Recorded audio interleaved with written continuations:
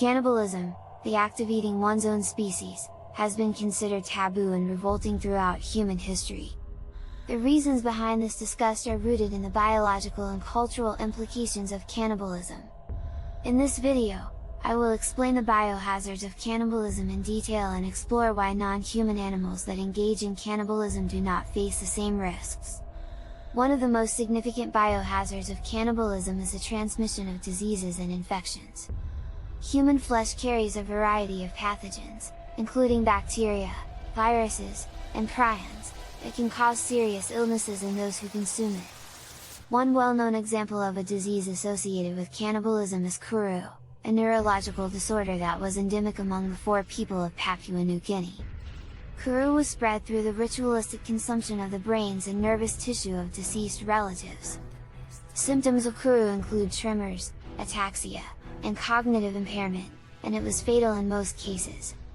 Researchers identify the causative agent of kuru as a misfolded protein called a prion, which can trigger the misfolding of normal proteins and lead to the accumulation of abnormal proteins in the brain.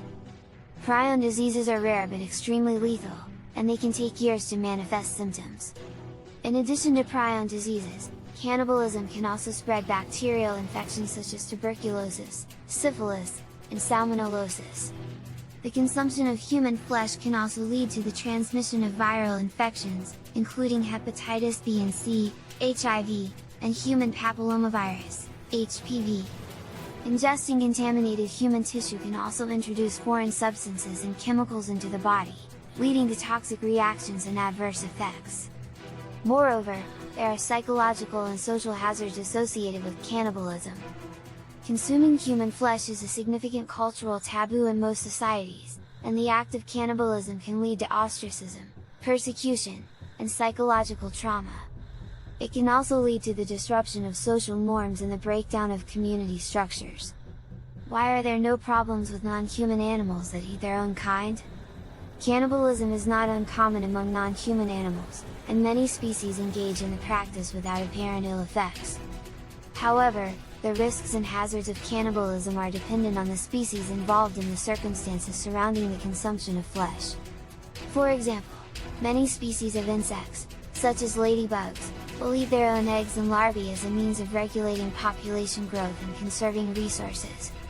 Similarly, many species of fish, such as trout and salmon, will consume the eggs and fry of their own species as a means of ensuring their own survival. In these cases, the cannibalism is a natural part of the species' reproductive strategies and does not pose significant health risks. In contrast, some species of animals, such as chimpanzees and rats, have been known to engage in cannibalism under stressful or unusual circumstances. In these cases, the cannibalism may be a response to limited resources or social disruption, and it can lead to the transmission of diseases and infections. The difference between human and non-human cannibalism lies in the social and cultural implications of the practice. Human societies have developed complex moral and ethical codes that prohibit the consumption of human flesh, and the act of cannibalism is often associated with savagery and barbarism. In contrast, non-human animals do not have the same cultural and moral constructs that humans do, and the act of cannibalism is often seen as a natural behavior. In conclusion, the biohazards of cannibalism are significant and well documented. The transmission of diseases and infections, the psychological and social implications, and the breakdown of social norms are all factors that make cannibalism a dangerous and taboo practice for humans. While non-human animals may engage in cannibalism without apparent ill effects, the risks and hazards of cannibalism are dependent on the species involved and the circumstances surrounding the consumption of flesh. Furthermore, the hazards of cannibalism underscore the importance of understanding and respecting cultural and moral norms in different societies.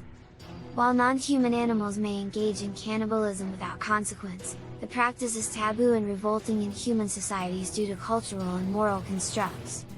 It is essential to recognize and respect these constructs in order to promote social harmony and prevent harm to individuals and communities. Subscribing and liking the video are a great help. Thanks for watching.